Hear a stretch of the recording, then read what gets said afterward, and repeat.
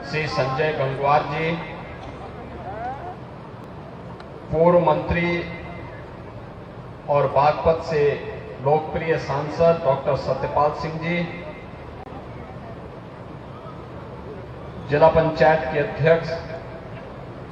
Doctor Shefali Singh ji, महापौर मुरादाबाद से विनोद कुमार अग्रवाल जी, माननीय विधायक रितेश गुप्ता जी, हरि सिंह ढिल्लो जी, सत्यपाल सैनी जी, जयपाल सिंह व्यस्त जी, गोपाल अंजान जी, पूर्व सांसद कुंवर सर्वेश सिंह जी, इस कार्यक्रम के आयोजक श्री ज्ञानेंद्र गांधी जी, राजीव गुलाटी जी, ज्योतिष्ना गुलाटी जी, सुरेश जैन जी, सुरेश चंद आर्य जी, आचार्य पंकज जी, ओम प्रकाश जी और बड़ी संख्या में यहां पर उपस्थित प्रदेश के सभी 75 जनपदों से आए हुए सभी आर्यवीर भाइयों बहनों, मैं आप सबका आर्यवीर दल के गठन और इसके संस्थापक स्वामी नारायण स्वामी जी के इस पावन कर्मभूमि पर आप सबका मैं हृदय से अभिनंदन करता हूं।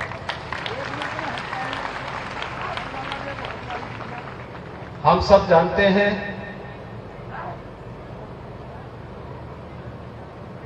कि भारत के अंदर आजादी के आंदोलन को एक नई गति देने के लिए आर्य समाज की महत्वपूर्ण भूमिका को कोई नकार नहीं सकता।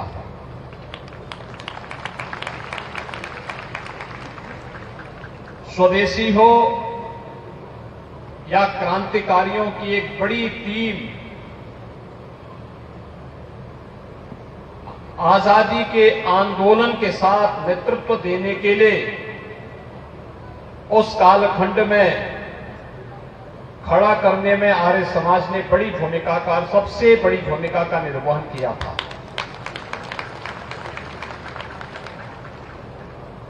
लेकिन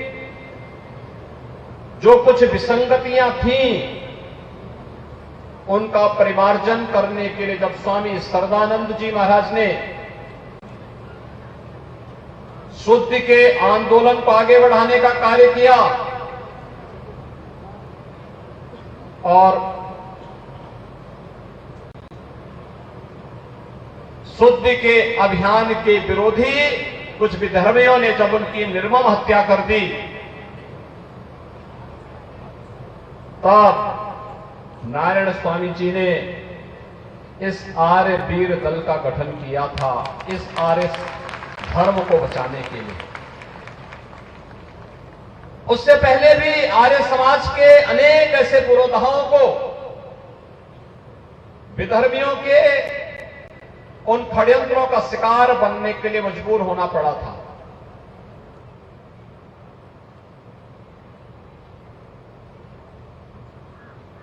स्वामी सरदानंद जी ने शुद्ध के जिस यज्ञ को आगे बढ़ाया था, शुद्ध का यह यज्ञ जब आजादी के आंदोलन के साथ जुड़ता है तो अनेक क्रांतिकारी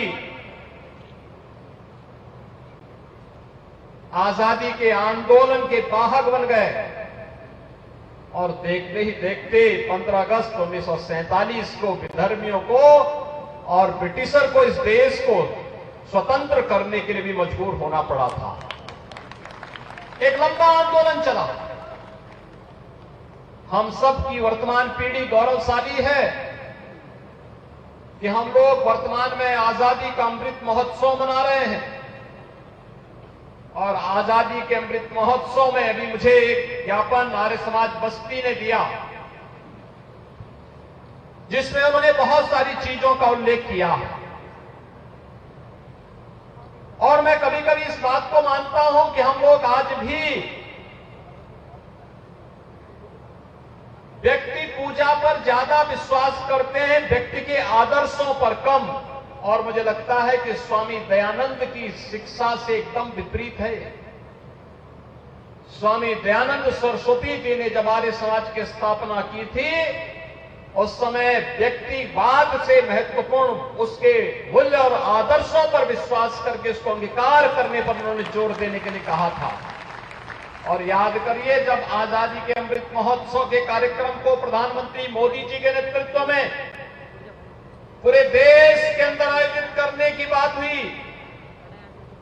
यद्यपि विगत 8 वर्ष के अंदर आपने बदलते हुए भारत को देखा है,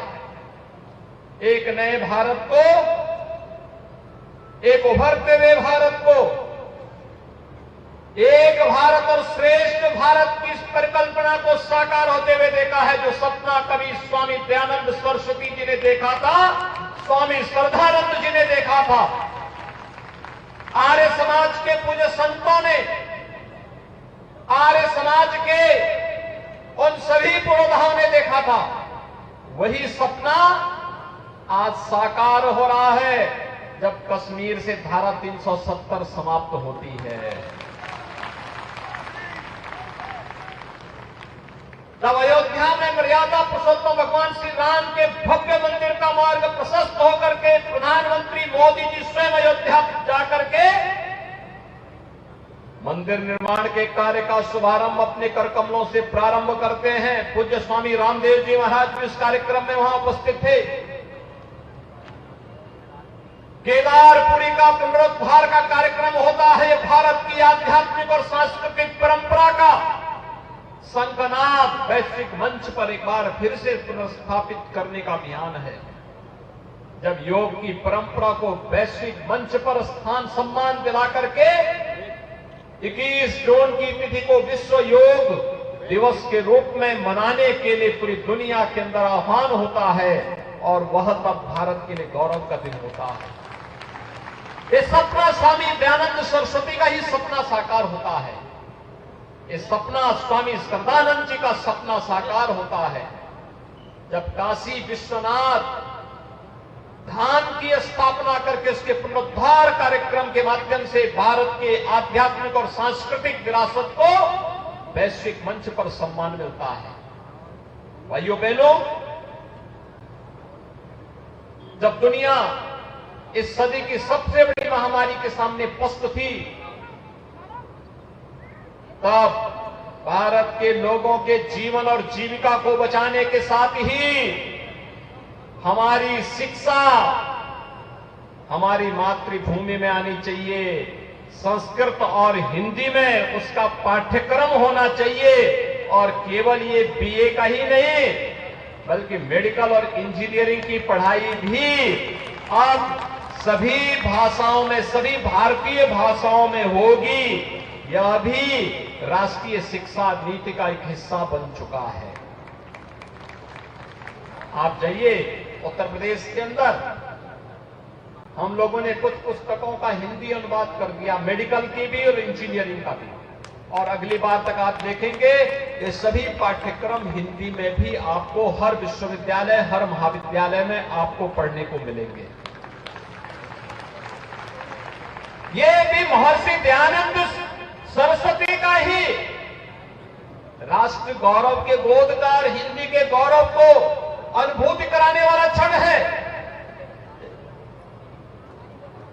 आपने देखा होगा 15 अगस्त को प्रधानमंत्री जी ने लाल किले की प्राचीर से देशवासियों को पंच प्रण की प्रेरणा दी थी।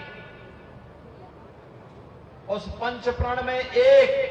विरासत के सम्मान का भी है, और महर्षि दयानंद सरस्वती की विरासत पर भी हर भारतवासी गौरव की अनुभूति करता है। हम महर्षि दयानंद सरस्वती को स्मरण कर रहे हैं इसलिए क्योंकि वे हमारी विरासत के हिस्से हैं, और इसीलिए उस पर गौरव की अनुभूति की प्रेरणा कौन दे रहा है? ये प्रधानमंत्री मोदी जी ही दे रहे हैं। उन्होंने कहा है गुलामी का कोई भी चिन्ह न रहे, लेकिन विरासत पर